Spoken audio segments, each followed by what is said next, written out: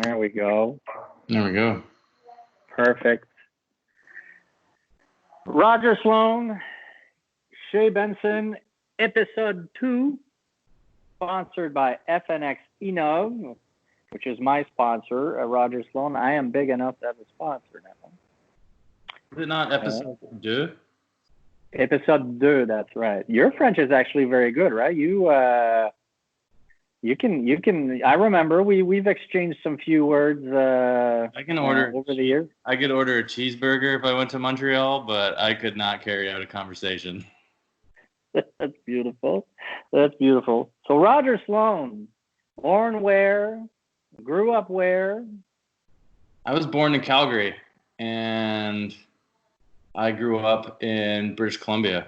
So when I was 2 years old, my family moved to British Columbia. We were in the South Okanagan in a small town of Oliver till I was 11 years old. And then we moved to Merritt, where Merritt's been the home for me since I was 11. All right. And then how'd you get involved with the game? Was it like your grandparents, your dad? So it was my dad.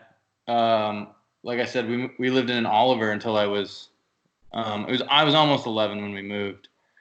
And obviously being Canadian, I played hockey. I mean, I wanted to win gold medals and Stanley Cups. Like, that was the dream.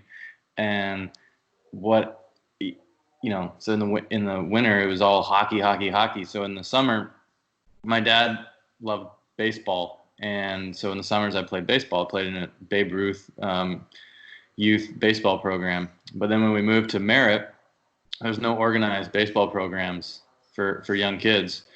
So again, hockey being my passion, I needed something to fill the long summers with. And so for my 11th birthday in May, my dad bought me a set of McGregor clubs. It was like the odd irons only, the 975, a 3-wood, and a driver. And were they metal or wooden? They were metal, yeah. And metal wood, okay. I mean, a tiny little bag. This thing was and I had a neighbor lived up the street. He was the same age as me. We were in the same class, and we used to go to the golf course after school and just play 9 holes and dink around a little bit. And it's something I just kind of started getting a little bit good at. And now, where do you live these days? And any family, or I know you have 2 kids. So you're married, 2 kids. Yeah. So cool story. So I live in Houston, Texas now. Found a Texas girl, and they're hard to say no to. And so we got 2 kids. We've been married for 6 years. I got a 2-year-old daughter. Her name's Layton, and I got a 5-month-old boy. His name's Jude. So we're a chaotic little family going on. But coming out of high school, I wanted to play collegiate golf, so I got recruited to the University of Texas at El Paso, or as most people call it, UTEP. And my wife, Casey. Isn't that a taco seasoning, the El Paso? Yes. Yeah. The old El Paso. Yeah. No, El Paso is a cool place. You definitely get your fill of tacos in El Paso. Sí, señor. Well, I had never seen or talked to a Mexican in my life. Merritt's a town of 8,000 people. I think we had one guy from Guatemala there. And that was the only Hispanic person that I'd ever seen, but I'd never seen a Mexican before. And I go to El Paso, and I think it's 80% Hispanic. And I mean, it's taco, burrito. That's fantastic. And then, so since playing was halted at the Players Championship, obviously you went back home in Houston with the family. What are you doing other than being interviewed by annoying people like me? What are you doing with your days? Are you practicing? Are golf courses open where you're at? Are you allowed to still play? Because in Quebec nothing's open. So what I've been trying to do is see how much weight I can gain by sitting on the couch watching Game of Thrones, and I have to say it's a very good talent of mine.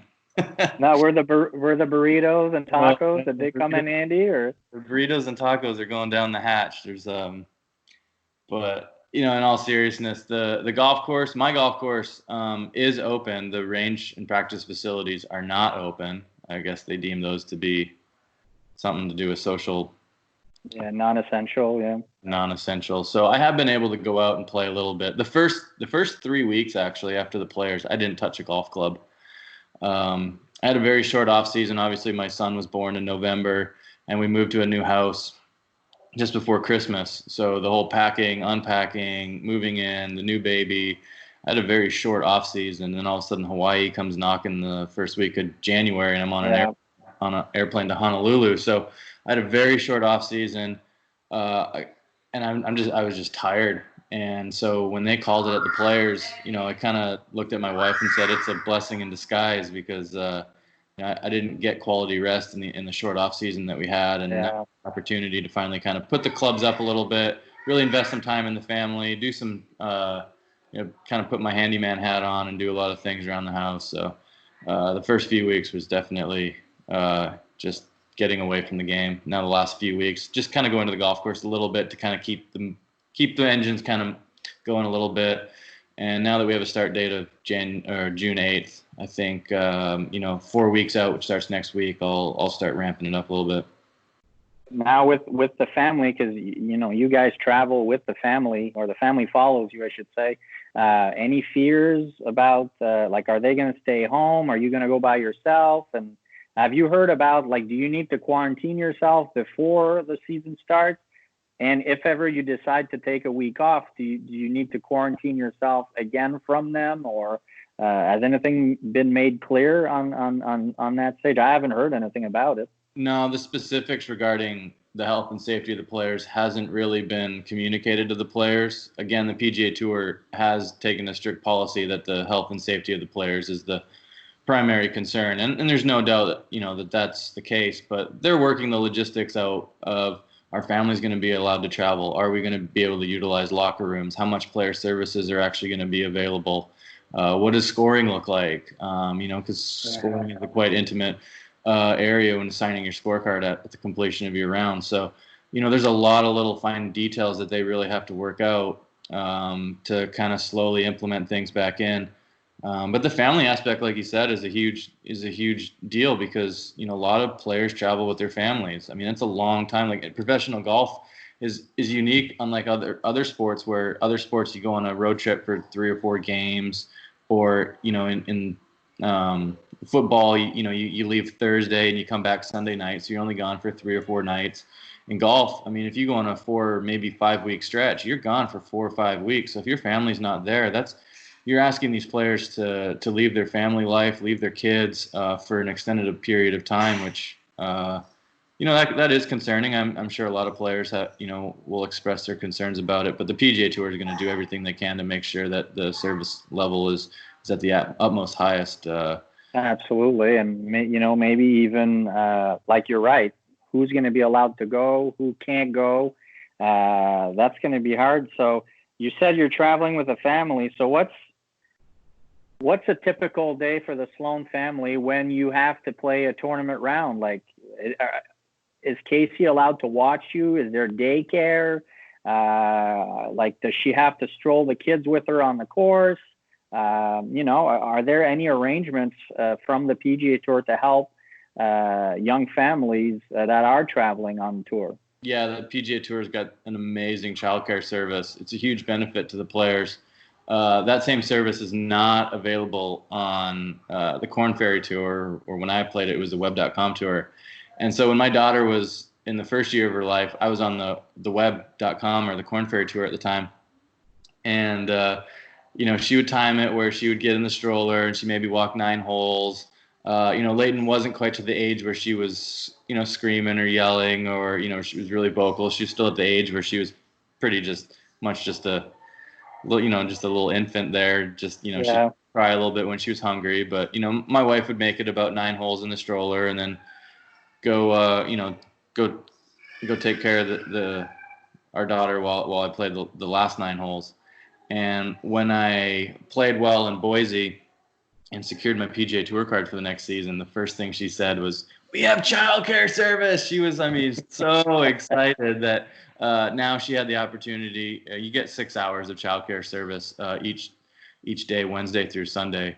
So you get to, drop your children off. They get quality care with the same caregivers week to week. The caregivers travel from tournament to Is it tournament. really? I didn't know that. Yeah, so it's very structured. The same, toys, reading materials, all that type of stuff is all crated up and shipped to the next destination. So they're using the same books and toys that they do every week. So while some of the classrooms change, because sometimes you're at a school and sometimes you're in a portable or sometimes you're in a hotel lobby or conference room, those change, but the actual hands-on materials and the instructors stay the same. So it provides some stability for these young children. But it's great. So now it gives my wife the opportunity to come out, watch me play, which is nice for me. I enjoy playing in front of my wife. She gives me a little, she helps me stay calm just seeing her out there watching me play golf. I mean, she's your biggest fan, obviously. And then when you guys want like a Friday night date night or something like that,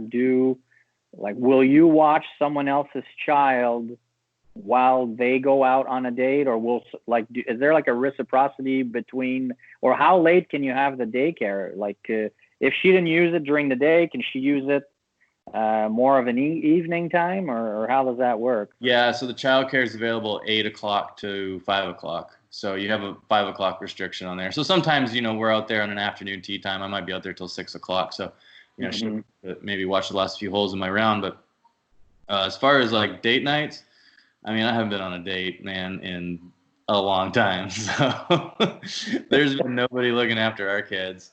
The other families, like Mackenzie Hughes, their little guy, he's the same age as Leighton. So, we tend to hang out with them. So kind of our date nights involve us going out with other couples with children. Okay. Peters have, a couple kids that we go out with. Martin and Megan Laird, they got their kids that, we go hang out with them. So,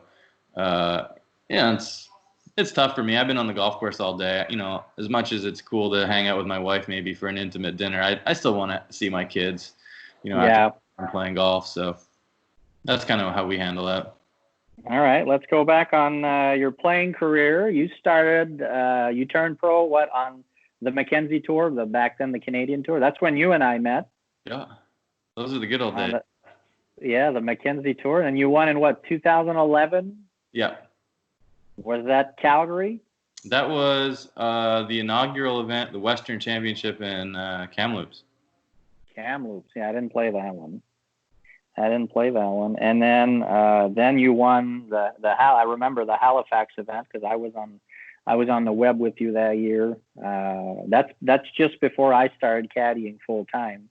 That was a Halifax event. And then did that event put you on the PGA Tour the following year for your first time? Yeah, that event gave me enough money to secure my PGA Tour card for the following year.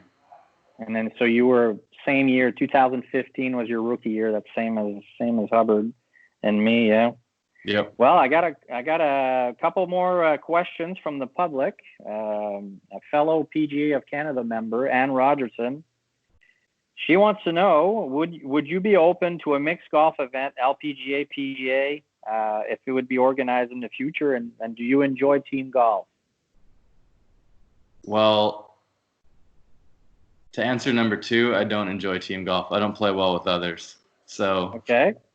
But I don't play the New Orleans event. I kind of jokingly say that. I just don't play the New Orleans event. I've never had a great vibe in New Orleans, but I know that I teamed up with Adam Hadwin and we did the World Cup qualifier together. That was a lot of fun. I really enjoyed that. So the team aspect of golf, I do. I really like it. It's an element that we don't see. It's such an individualistic sport that when you add a teammate, the whole dynamic shifts, and it's weird because you all of a sudden sometimes feel more pressure on the shot because you're playing for somebody else. You're not just playing for yourself. So it's unique in that. But the idea of playing with women, I think, is great. She brought it up because the European Tour had a co-sanction event with the ladies European Tour. They had a team event that was on the schedule for this year. It's been canceled. Unfortunately, but I think it would be, thinking outside the box. Like you said, New Orleans, like Lexi's played in that event a few times now, I think, and great. I like doing things that help promote the growth of the game. Obviously, yeah, people are going to struggle with the idea of men playing with women. I understand that. But at the same time, I think you need to push forward and you need to, it's not something that's going to happen all the time, but unique events like that, I think, the possibility there is, is great. It's the same thing. There's been talks just in a different sport with the NHL trying to, because the women's league, they lost their women's professional league. So I think it's time for the NHL to step up and create their own women's league. So like all the girls from Team Canada, Team USA have somewhere to play all year, All right, question 2, David Sansom. What do you eat on the course? Like snacks? What's your go-to? Well, I really enjoy at the turn getting a nice fresh poutine. It really, yeah. Nice. That really helps slow you down. then you're asleep by 13 tee. That's perfect. You're asleep by 13, and then if you shoot 80, you got all the excuses in the world. Living in Texas, are you a big beef jerky fan or? Oh, a little bit. I like beef jerky. Beef jerky is good. Like I have beef jerky sometimes when we get to the Midwest when it's really, really humid.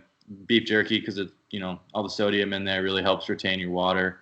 So what I usually eat is kind of dictates around sometimes the weather, and it's not necessarily my taste, but what's going to help me function. So, sometimes it'll be a banana. Sometimes, there'll be, some granola bars. I like the Kind bars. I eat a lot of those. Yeah. I usually drink a protein shake right around the turn just to give me enough energy to get me through the finish line.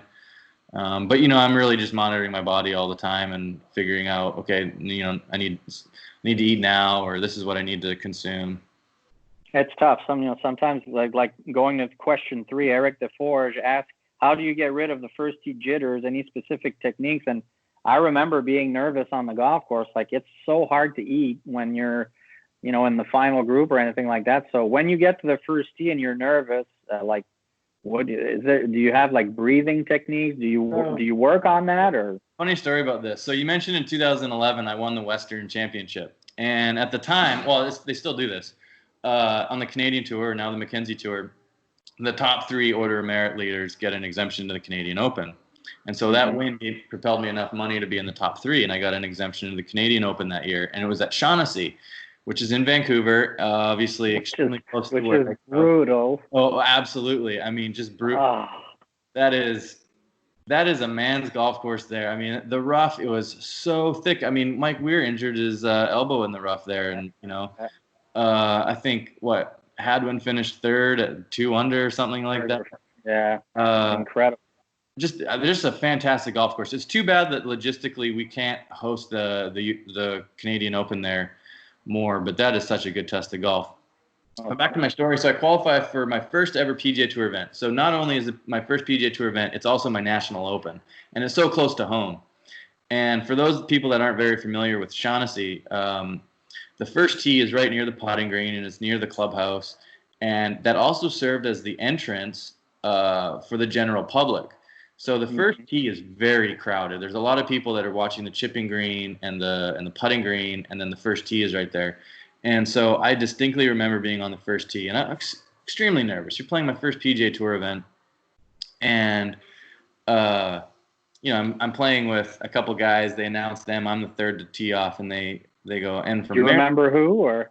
I was playing with Michael Putnam and Zach Olson, I think was his name. But I know Michael. Yeah. Zach was his first name. I couldn't remember his last name. Really nice guy.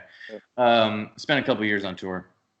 So, they announced those two, and then they announced Roger Sloan from Merritt, British Columbia. And there's probably, I would ballpark 3,000-4,000 people there on the first tee, just because of how condensed, and they're pushing in all the people, the putting green, the driving range, all that. So they're just right there on the tee. And when they hear Roger Sloan from Merritt, British Columbia, they erupt. I mean, the loudest cheers I've ever heard. And I'm on the first tee. And the first tee at Shaughnessy, I mean, it's a par 5 now converted into a par 4. Kind of a double dog. Left off the tee shot, and then a dog leg right into the green. And so I put my tee in the ground, and I'm doing my my typical routine. I stand behind the golf ball. Now it's dead quiet. All the cheers have simmered. And I go to take a breath, and all I can hear, not kidding you, it's the only time it's ever happened in my life, all I can hear is my heartbeat. My heart, I can literally hear my heartbeat, and it's just going thump, thump, thump, thump, thump, thump, thump, thump. And I'm like, I'm almost like in freak out mode, right? Like I've never heard my heartbeat before. I've never heard it since. And all I can hear is just thump, thump, thump, thump. And I'm like literally just praying, please get this ball in the air. I don't care if it goes 50 yards left or 50 yards right. Just please go in the air. And so I go through my routine. I get over it. I'm all nervous. And I'm just like, just swing nice and easy. Just make solid contact. I ended up hitting the thing like 330 yards right down the middle. The only person that day that hit it longer than me was John Daly on the first hole.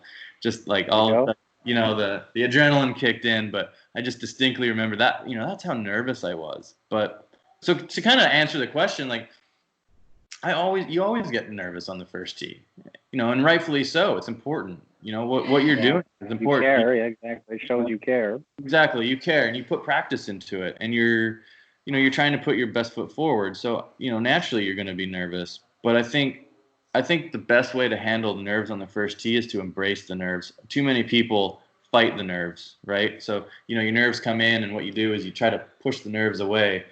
Whereas, what I like to do is when the nerves come, I like to grab it by the hand and walk down the fairway with it, because all it really means. Kind of helps you focus, though.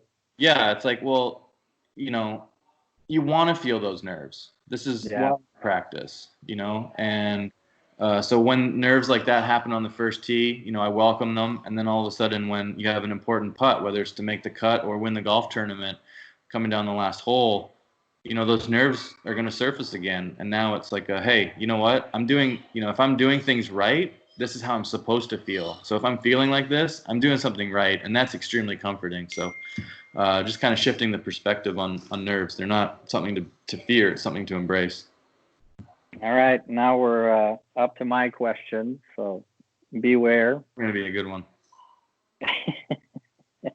Favorite sport team? Favorite sports team?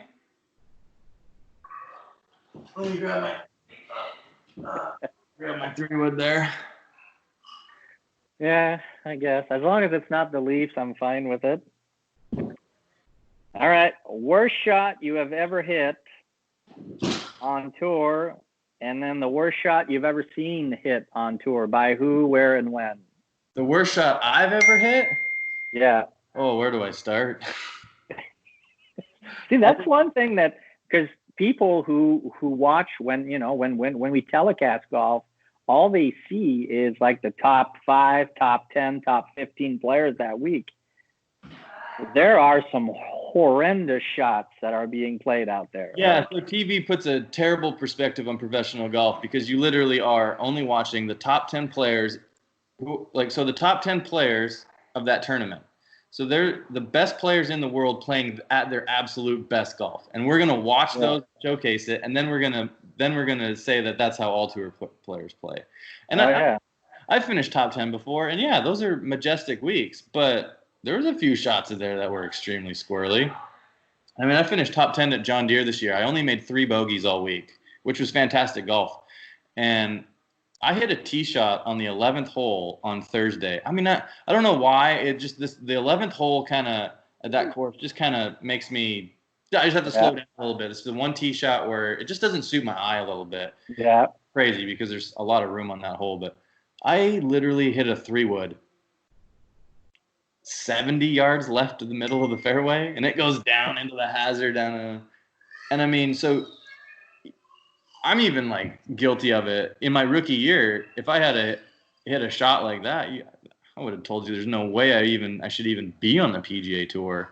But then realizing as I'm growing and developing as a player that it's not as perfect as you think it is. We all put the PGA Tour up on this pedestal, right? And I mean, you've been there, you've seen it firsthand, right? You're gonna hit. We do hit consistently quality shots, but there are times where you're not committed to a shot or your eye doesn't catch. Just doesn't suit the shot, and as a result, you hit a poor one. So, nothing really jumps into my head as like an awful shot. I did hit a hosel rocket last year in San Antonio, That was quite embarrassing, having to walk over to the other fairway to hit a 60, 70-yard shot into the green up and over the trees. Um, Can you vividly remember like a playing partner of yours just hitting a shot and you just went, "What was that?" So, I know that I've done that. I've looked at my caddy going, "Whoa, what was that?" But I guess I just, those shots blank it out, yeah. You blank those shots out. But I do distinctly remember, and I hate to point him out because he is a good friend of mine. Cameron Champ. The first time I played with him. How long is he? It's silly long. So the first time I'm playing with him on the Corn Ferry Tour in Mexico. It's a par 5, and very first hole we play, and I hit a really good tee shot. I mean, I stripe it down there. The hole's probably 570 yards. Now, granted, we're at a little bit of elevation there. We're at like 6,000 feet, so the ball's going quite far. So I hit a great drive, and I have a 5-iron into the green. And we're walking down the fairway, and I see his ball. He hit a 9-iron into the green. And I'm like, this is just another level. I mean, I hit a really good tee shot. And I mean, you've played with me. I'm not the longest, but I'm probably a little bit longer than average. Yeah. And, I mean, this guy is hitting a 9-iron into a 570-yard spot. So it's very impressive what he can do off the tee. What shocked me, though, was I played with him for 2 days, and he was in half a dozen greenside bunkers, 5 or 6 greenside bunkers. Not one of those times did he hit the green from a greenside bunker. I mean, it was to the.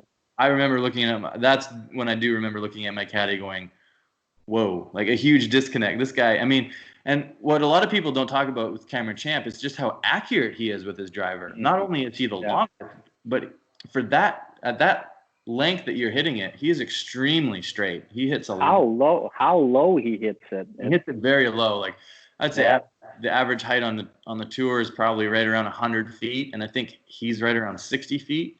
So he's 40% lower than the tour average, and still getting the distance that he does. It's very impressive. But incredible. His short game before he got on the PGA Tour was horrendous. Yeah, I don't know if he's improved it or if he's just hitting more greens, but he's doing something right because he's he definitely has. He definitely has, and Kurt, who caddies for him, is really instrumental in. Kurt's really good at scheduling practices, even. Well, that was big. That was the big turnaround in Cameron's career is when Sean Foley hooked him up with Kurt. I remember when I played with Cameron in that Mexico event. He just had a buddy of his from college, and they were just kind of going. And he made a lot of questionable decisions how to play holes with his length and his shot shape. A lot of times he was taking the driver out of his hand and bringing trouble into play when his driver would actually kind of take the trouble out of play by hitting past it. And then all of a sudden Kurt came on the bag a few weeks later, and then that's when Cameron just started going top. His first week was Knoxville. I remember because I was there with Mark Hubbard, and I saw Kurt, and Kurt was on the PGA Tour forever with Danny Lee, and then I saw him, and then that's when he told me the connection was made via Sean Foley. All right, question 3. Yep. You're known to wear pretty flashy clothes. You're always very colorful, and anything that you've ever refused to wear or that your wife vetoed? So I wore Sligo, and Sligo is definitely great color schemes. They got the bright neon, the pinks and the green. Yes, they do. When we got to know each other, I was rocking that quite a bit. I've since been wearing Lululemon now on the golf course, which is a lot more earth tones, a lot more mild. And a really good friend of mine, Casey Wittenberg, I hang out with him quite a lot. When I switched to Lululemon, he looked at me and he's like, "It's about time you stop looking like a creamsicle out there." And that's when I knew I was taking a little too overboard. Tell me about what you wear on your arm, the armband. That's always matching to your colored. I don't know if it's the pants or the shirt or anything. I don't know how many you have of those, but how did that come about? So when I was in college, I had my left elbow kind of went numb a little bit, and we were like working out and stuff like that. So I didn't know, what was going on. It was just, it was not necessarily numb. It was almost like it felt like it was like iced. And so, I talked to the trainers and they gave me the little elbow covers that some of the football players use. And yeah, you can hear that in the background. Yeah, we got meltdown going on up there. So I was struggling with my elbow, and so my wife who played volleyball at UTEP, she she had some wristbands. And I grabbed one. I was like, well, maybe I'll just put the wristband on there, see if it does anything. So I went to do a qualifying round for our golf team, and I shot 62 with this armband on. And I love the way like this armband really helped me like feel my left elbow like really getting through the golf ball. So I literally wore it every round since then, in college, in professional golf. Fast forward until last year, I was playing in Puerto Rico. My wife didn't travel with me to Puerto Rico. She had a work event that she needed to stay home with. So I'm in Puerto Rico, and she's been kind of pressuring me to get rid of the armband. She's like, time to lose the armband. So I figured, you know what? No one's here in Puerto Rico. It's kind of became an image thing for me. Yeah. And so I said, all right, I'll get rid of the wristband and see what happens. Well, I finished second in Puerto Rico. So boom, never worn the wristband since. How bad was the tan line and how long did it take?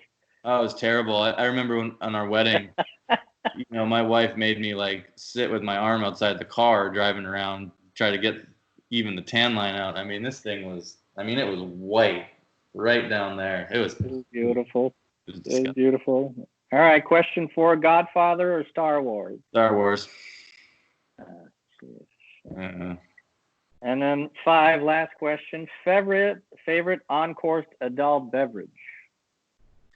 Believe it or not, I do not drink when I play golf. Never have. Like even out with your buddies and all that? No.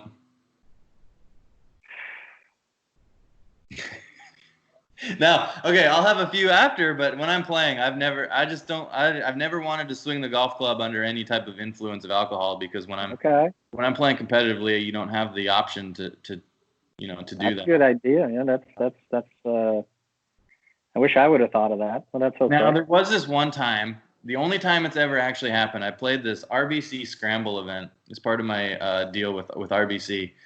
Yeah.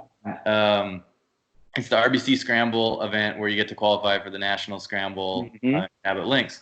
So I'm playing at the regional qualifier, and I get to be the pro for a 4 ladies. And I love playing with ladies because they're so much more fun to play with than men. I mean, ladies literally have fun on the golf course. Men, they're too stuck up trying to put their best foot forward. Women just want to have fun. And so these women who all play together all the time, they obviously do birdie juice, which is just a tiny little, not a full shot, but they take a tiny little swig of something, whether it's a peppermint schnapps or, some Fireball or whatnot. Well, I mean, no offense to these ladies, but, they might make 2 birdies in a round between the 4 of them. Well, we're about to play a scramble with a PGA Tour pro, and I'm playing from 6,400 yards. And so, sure enough, we went through a whole bottle of schnapps and almost a full bottle of Fireball between the 5 of us.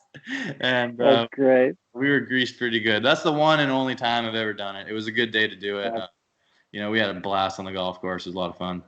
Your story reminds me when you're on the PGA Tour and you play like a Wednesday Pro-Am, and you show up to your Pro-Am group. They're all dressed alike, and they're all like, hey, we won last year. You're like, man.